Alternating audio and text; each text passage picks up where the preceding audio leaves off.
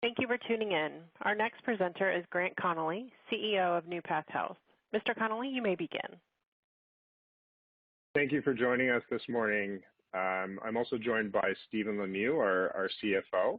And before we get into the presentation, just want to note that the presentation may contain forward-looking statements. There's some information around those disclosures on our website as well at NeuPath.com. Chronic pain impacts about 1 in 5 adults. It actually costs more than cancer, heart disease, and HIV combined in terms of economic costs. NeuPath was formed specifically to address this large, growing, and underserved market. We have the largest chronic pain management footprint in Canada. Our footprint covers about 67% of the Ontario population, and we have plans to roll that out nationally. We have significant growth opportunities. So just based on our existing footprint, we can almost double our revenue by filling existing capacity. So that's not building any new clinics or acquiring new clinics, just working with our existing clinics and filling that capacity. At the same time, there's a really interesting M&A opportunity for us in a fragmented market, and really that's what we're going to do in order to build out that national network.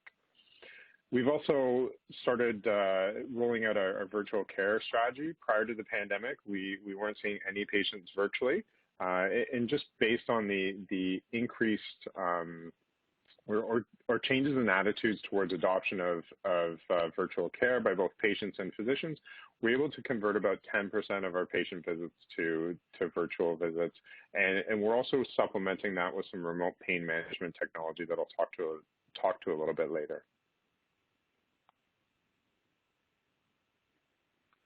So in just under 4 years, we've actually built the largest chronic pain management network in Canada through a couple of acquisitions, one of a group of 9 clinics and another acquisition of a group of 3 clinics. And we built a fairly substantial business. So in 2019, we generated just under $50 million in revenue, and we're actually EBITDA positive. In November of last year, we reported our 7th consecutive quarter of positive adjusted EBITDA. And in that same month, we closed a significantly oversubscribed financing of $12 million. That $12 million financing provides us with the capital that we need to execute on our growth strategy.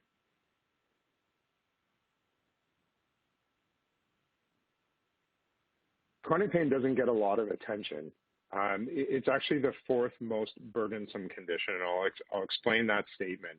There's a study that's completed globally. It's called the Global Burden of Disease Study, and what they're actually looking at is they're looking at disability-adjusted life years. They call them dailies, and really it's their attempt to measure the impact of over 300 different conditions on our lives. So they're looking at years lost to disability or years lost to early death, and they rank those different conditions based on the burden that they're having on our lives. And so chronic pain back in 1990 was 12th on that list.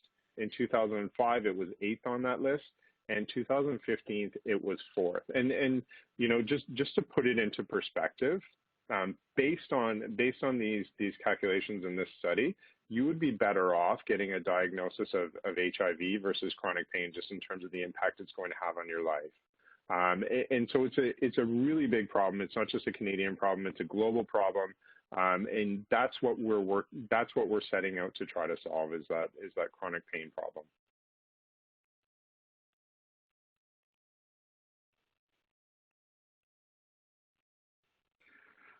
When we look at chronic pain, we see a lot of parallels to what's happening in mental health and on the employer side.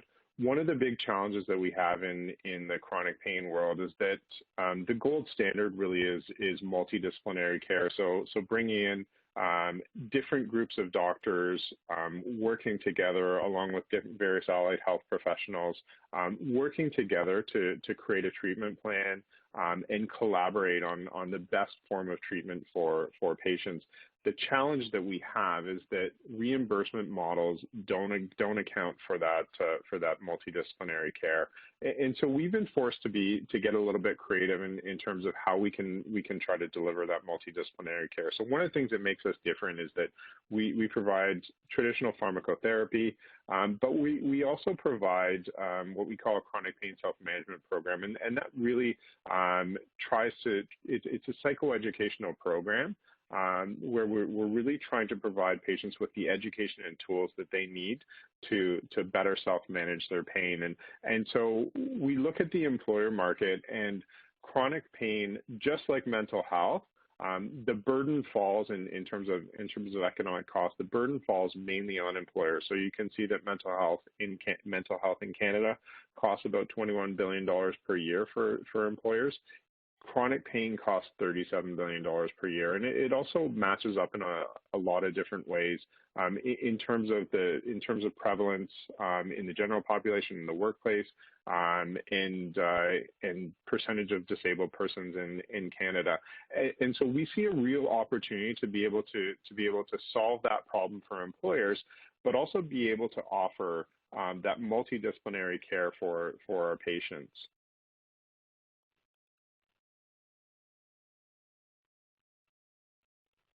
And so what does that look like? I mentioned the remote pain management technology that we're currently working on.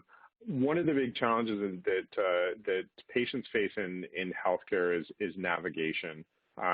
They're kind of left to figure out their own way through the healthcare system, and that creates a lot of challenges. And so one of the opportunities we see with our remote pain management technology is to help patients with that navigation. It's a starting point for patients where they can complete an assessment and get directed to a navigator who can help them move through the process. But really, the remote pain management technology was built out of a need that was created by the pandemic, and also an opportunity that was created by the pandemic.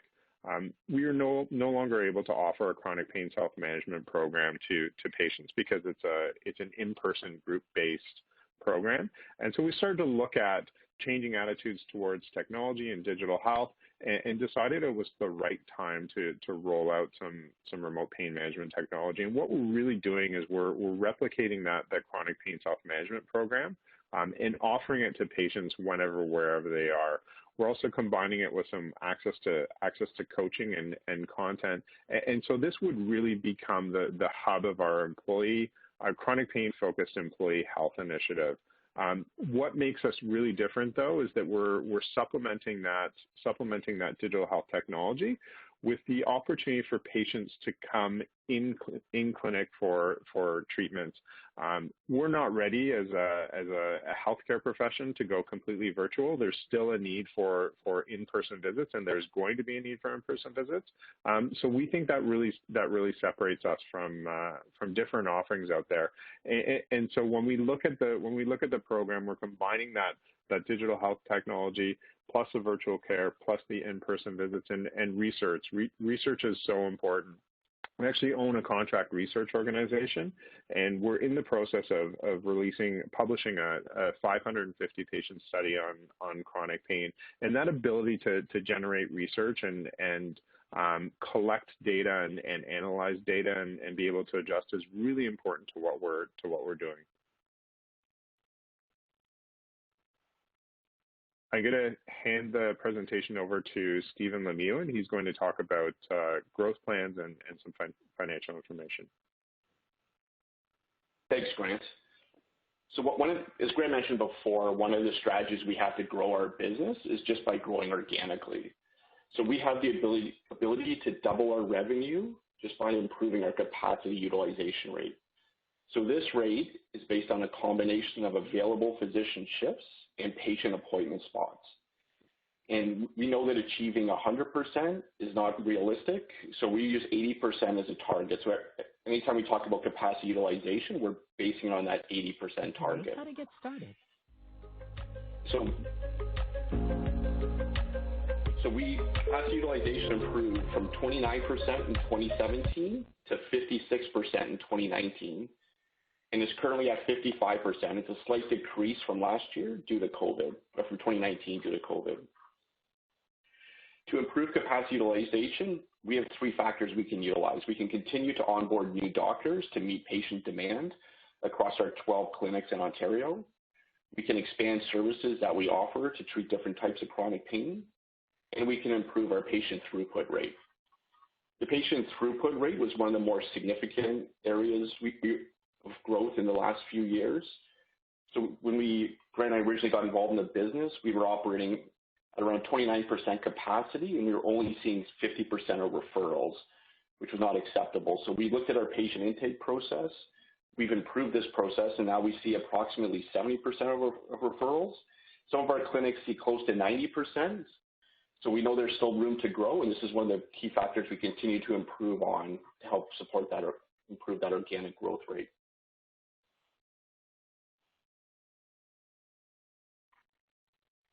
M&A is another important strategy for our business. So as Grant mentioned, one of our goals is to diversify our payer mix. So some of the treatments that would benefit chronic pain patients are not covered by government payers. So diversifying our payer mix and working more with employers would improve the funding for treatments that could benefit our patients and help employers on their long-term disability side. But to take advantage of these opportunities, we need to build out a national network. The employers that would benefit from this service are mostly large corporations with employees in major cities in most provinces across the country. There's currently no national network in Canada to treat chronic pain patients. So this is a great opportunity for us to acquire clinics and build out a national network.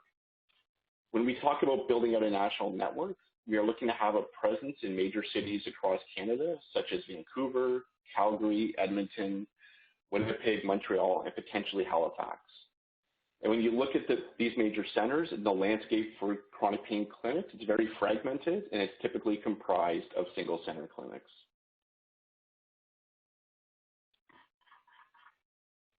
Before walking through our business performance, I just want to talk a little bit about the economics of our business. So the majority of our revenue is funded by a single government payer in Ontario. And with this payer mix, on average, we share physician billings. Our physicians keep 70% of billings. We keep 30%. And it costs us roughly 10% of revenue to operate the clinics, which includes staffing, medical supplies, and technology, which leaves 20% as a good gross margin target for our business. On the adjusted EBITDA side, we have a margin of approximately 6% of revenue. And if we were to fill capacity through our continued organic growth, a good EBITDA target would be 10 to 12%. And this would improve as we execute on our M&A strategy and diversify our payer mix. Our performance in 2020 was good in the pandemic environment. Our adjusted EBITDA margin continued to grow every quarter from just over 3% of revenue in Q4 of 2019 to over 6% of revenue in Q3 2020.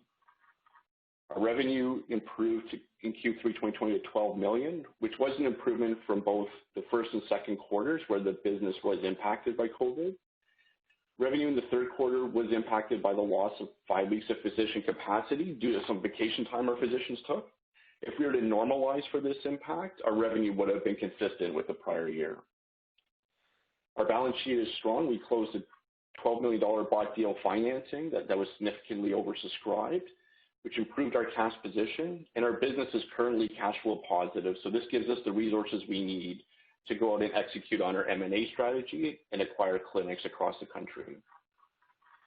And on our capacity utilization, as I discussed earlier, we have great upside to grow our business organically. Our capacity utilization is currently at 55%. That was in the third quarter of 2020, and we've seen continued improvement in each quarter of 2020.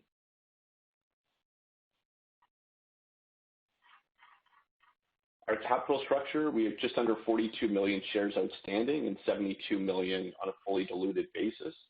Our largest shareholder is Bloom Burton, who owns 31% on a fully diluted basis.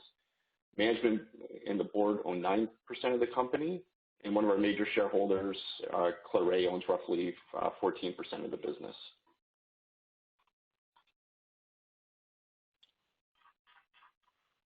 When we look at comparable companies, there's no direct comparable company to NeuPath that offers, it's public, that offers chronic pain services.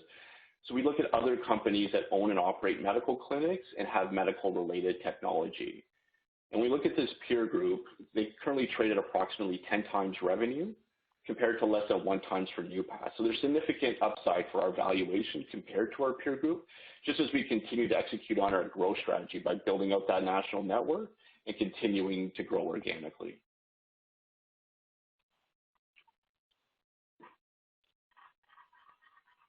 We have a very experienced management team and board of directors. I'm a CPA by training, and I've worked in the life sciences space for over 13 years, and the majority of those as a CFO. And I have a lot of operational M&A and financing experience, which is an important toolkit to have as we grow and build a NeuPath business. I will now turn the presentation back over to Grant.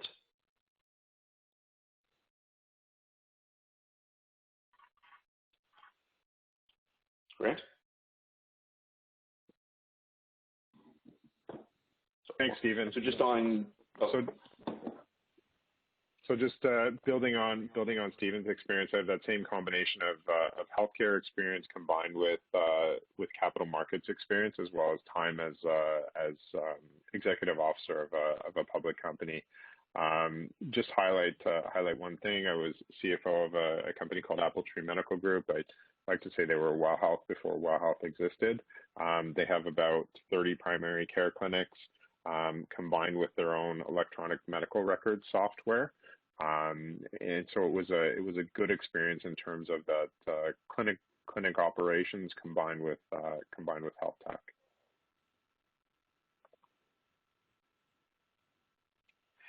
Our board of directors, that theme continues. So we see that same combination of both healthcare and capital markets experience. So our chair, Diane Carmichael, helped build Best Doctors and sold it to Teladoc for about $500 million, and also has good experience on the payer side through her time at McKesson. Jolyon Burton is one of the founders of Bloom Burton, leading life sciences investment bank in Canada. Dan Legault, CEO of Antip, as well as has experience on the payer side through his time at Green Shield. Joe Wolowitz helped build and sell Clementia for over $1 billion. Sasha's helping build a clinic network in the U.S. in Greenbrook TMS. Dan Chiquin has good experience on the pharmaceutical side, and Grishant is the founder of InMedic that we acquired.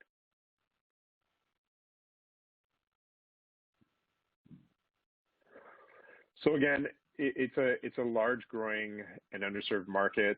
The problem is starting to get more attention. Recently the WHO made chronic pain its own disease, or gave it its own disease classification. The Canadian government has a chronic pain focused task force, and it's because chronic pain is such a big issue. I can't overstate that enough. It's fourth in terms of over 315 different conditions in terms of the burden that it creates for patients. We're working to build out from our current base, that $50 million in revenue and positive EBITDA. We're not done there though. We're working on acquisitions to build out that national network, and should be able to have some announcements on that front soon. At the same time, we have a really good opportunity to grow organically. We have that clinic footprint. We're really only at about 50% capacity, so we can almost double our revenue base by getting that capacity utilization up. And we're pursuing that M&A strategy. And the pandemic, it's created a lot of challenges for people and challenges for us as well, but we've seen opportunity in those challenges, and really that our virtual care strategy has been the beneficiary. So rolling out our telemedicine offering, combined with building that remote pain management technology, the timing is right. People are more receptive to that virtual care, and we see a real opportunity to work with employers to be able to help them reduce that cost of lost productivity.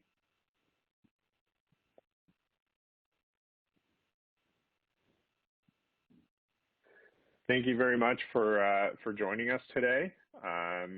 if you have any follow-up questions, Stephen and I are both happy to receive emails and hear from shareholders and potential investors. So feel free to reach out to us.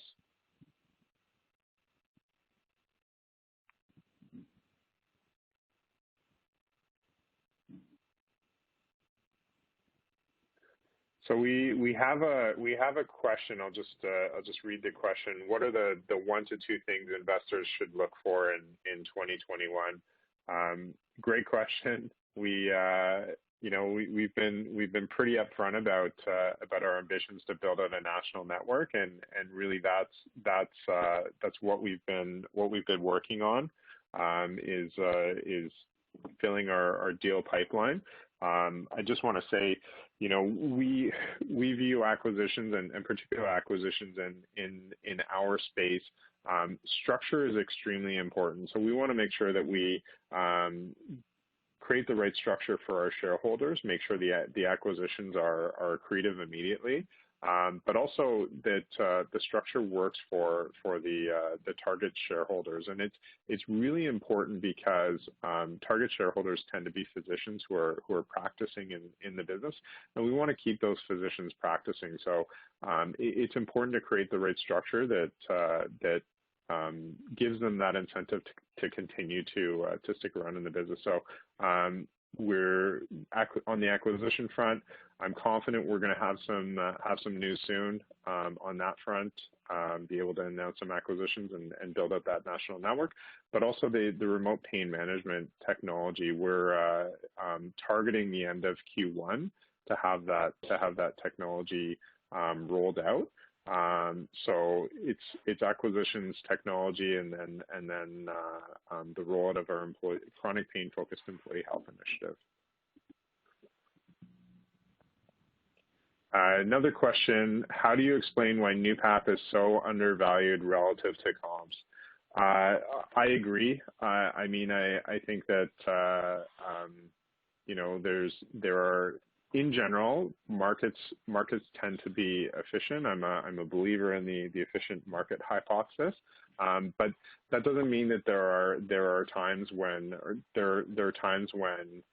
individual stock you can identify inefficiencies in individual stocks, and I think that we need to do a better job on the outreach to retail investors. We've done a really good job on the institutional side. So our bought deal financing, we set out to raise $8 million. We had about $30 million in demand for that financing. Over 80% of that was institutional. And so the story is resonating with institutional investors. I think we just need to do a better job in terms of outreach with retail investors. That's kind of where our gap is. And we have conversations with our board all the time. We have a lot of experience there, and Jolion has a lot of experience in this area. And last time we spoke to him, he told us the story about, or reminded us about Warren Buffett during the dot-com boom, and how Warren Buffett was the stodgy investor who didn't believe and kept saying at some point fundamentals matter. He was right. At some point, fundamentals do matter. And so, that $50 million in revenue is substantial. Combined with the fact that we're EBITDA positive, we have capital to grow. It's up to Stephen and I to make sure that we, and the rest of the team, to make sure that we execute on our plan and continue to build, and make sure the message gets out. And at some point, people will recognize those fundamentals.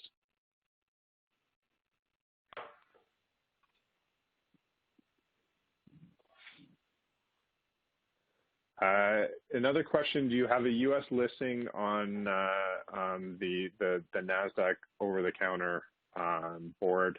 Stephen, do you want to handle that one? Sure, yeah. So it's a good question. At this time, we do not have an OTC listing, but it is something we are looking at, and we're planning to probably roll something out on the OTCQX in 2021.